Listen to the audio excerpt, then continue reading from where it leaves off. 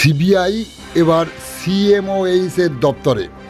আপনারা দেখছেন সেই সময়কার বিশেষ মুহূর্তে ধারণকৃত ভিডিও চিত্র আজকের স্বপ্নগর পত্রিকার অনলাইনে। এখন শুনুন বিস্তারিত। বসিরহাট স্বাস্থ্য জেলার সিএমওএইচ দপ্তরে আসলো সিবিআইয়ের আধিকারিকরা। কেন্দ্রীয় বাহিনীকে সঙ্গে করে তারা আজ সিএমওএইচের দপ্তরে আসেন।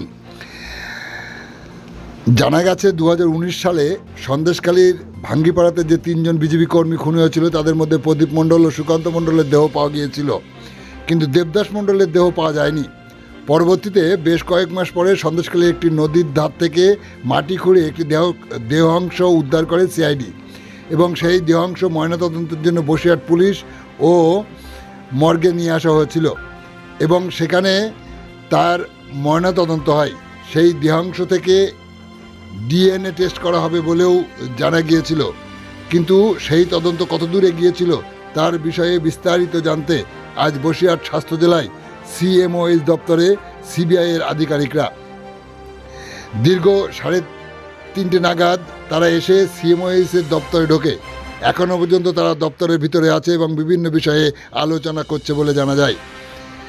আপনারা দেখছেন সেই সময়কার বিশেষ মুহূর্তে ধারণকৃত ভিডিও চিত্র আজকের স্বরূপনগর পত্রিকার অনলাইনে।